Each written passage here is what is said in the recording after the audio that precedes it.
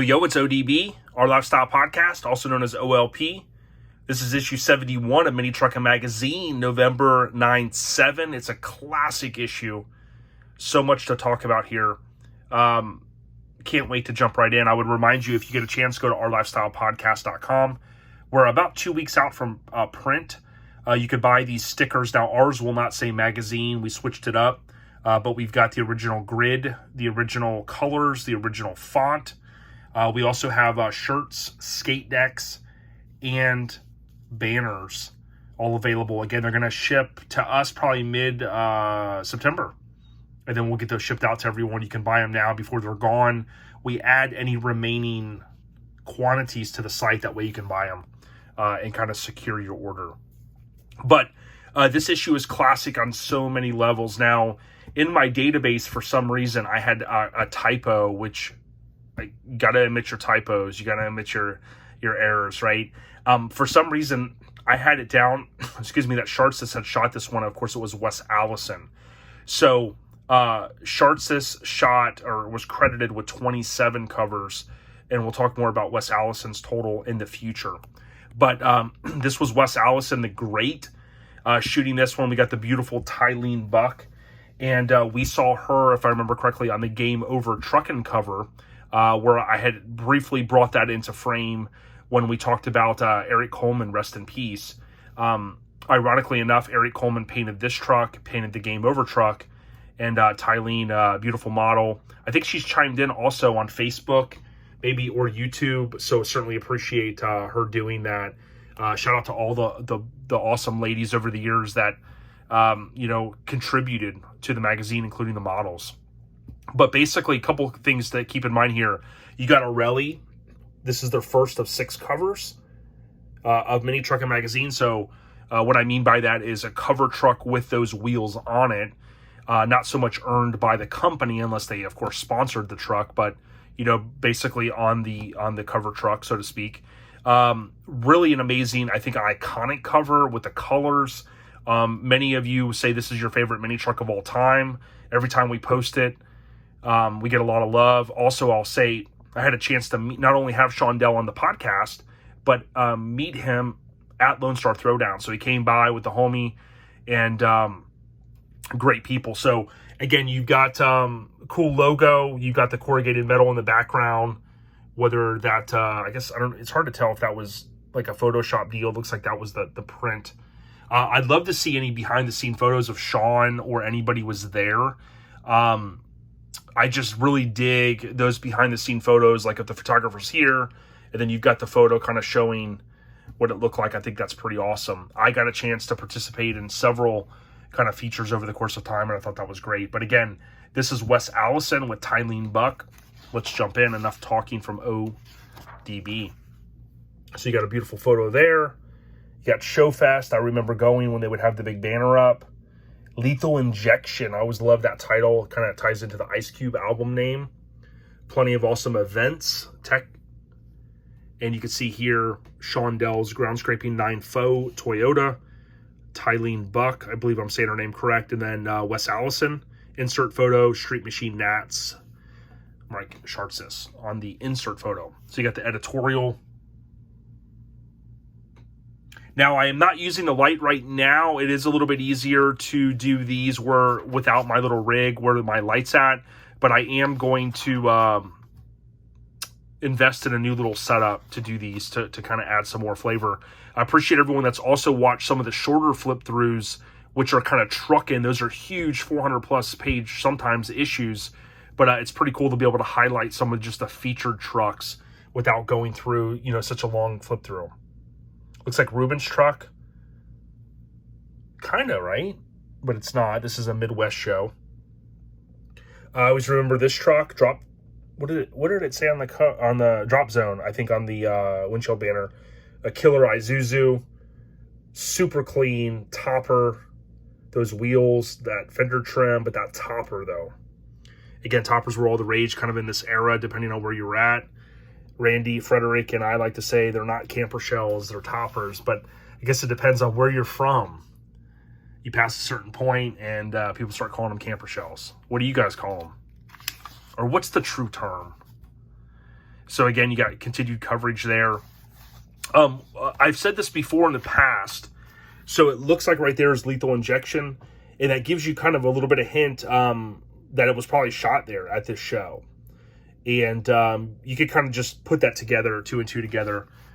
Now, if I remember correctly, lethal injection, there's a couple of trucks I get confused. I forget if this one, there was a white one that was featured in Sport Truck that wasn't bodied all the way, and then it turned into another one, and I think that's the one that turned into the red one.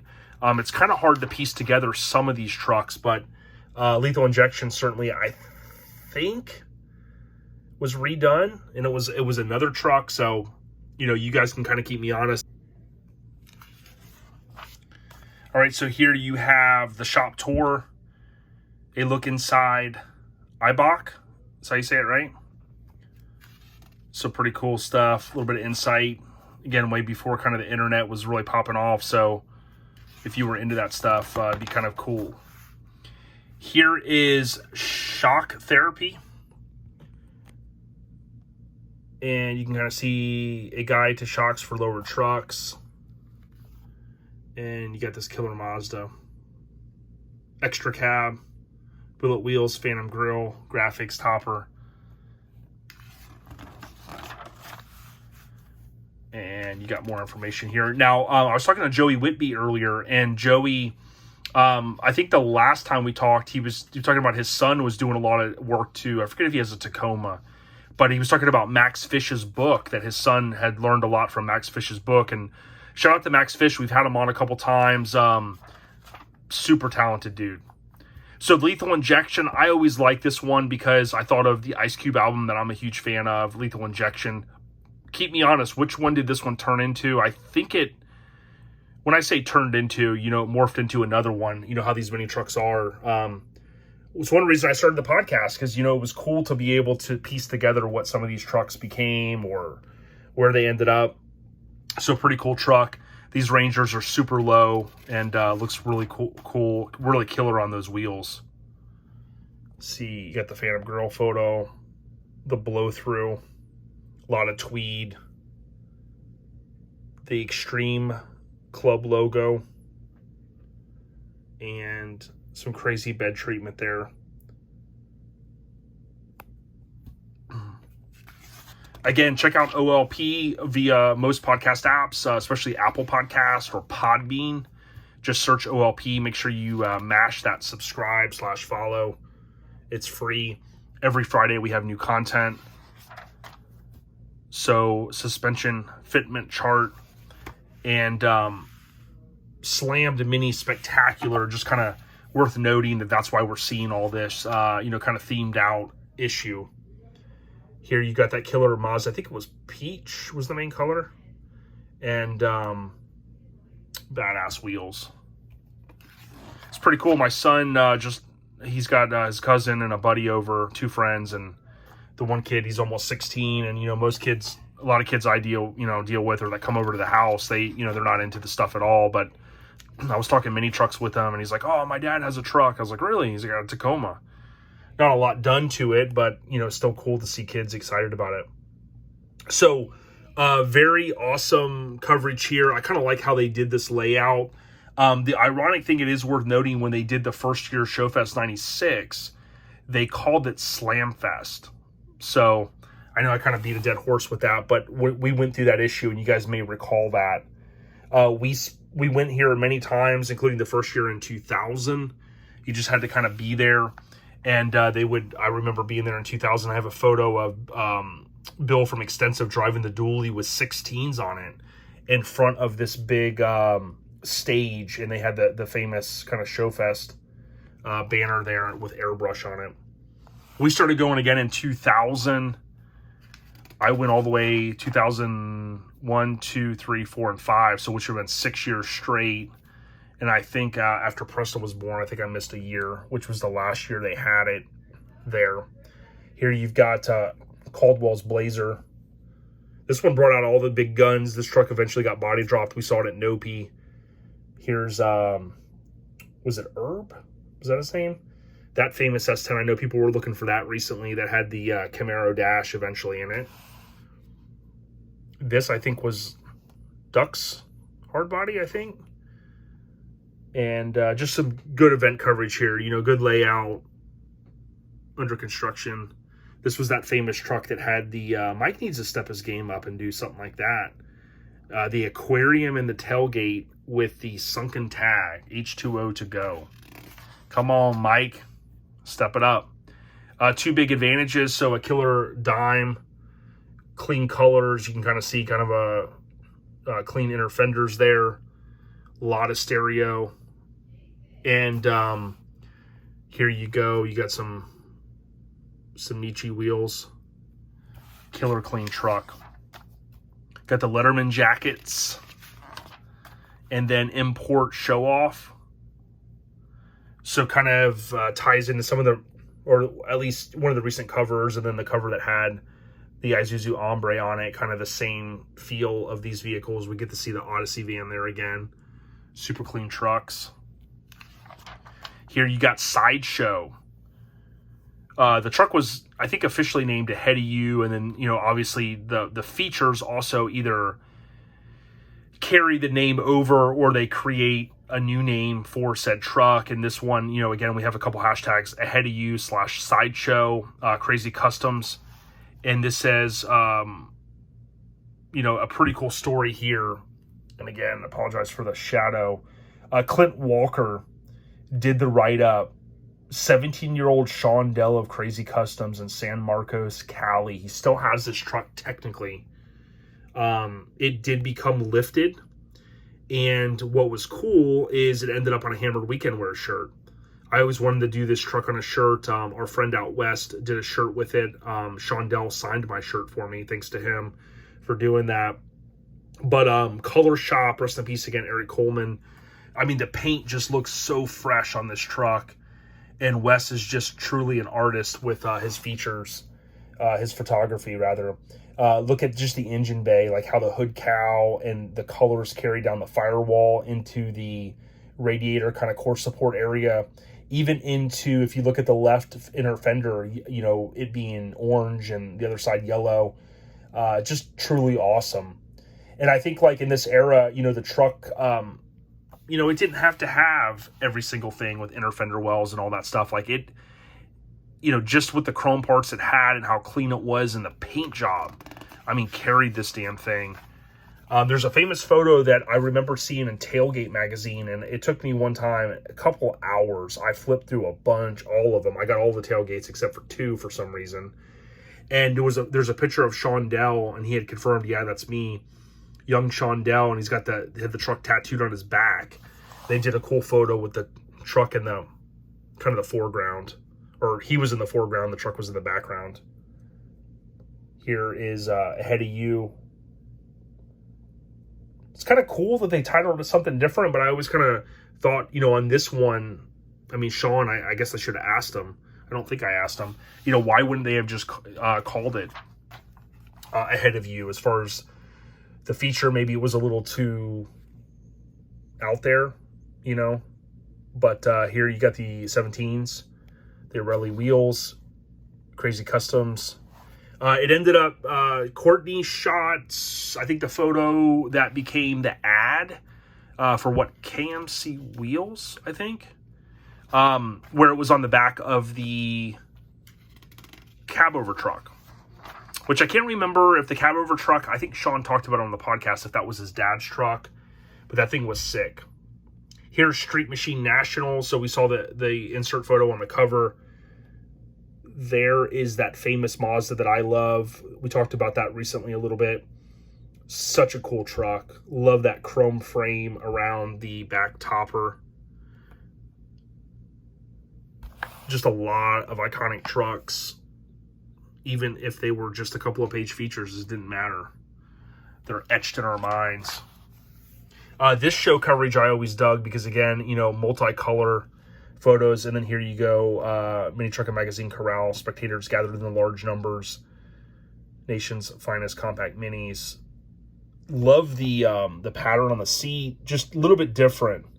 Had hydraulics, you know, when guys were starting to run, you know, a lot of air. Look, a Mustang even made it in show coverage.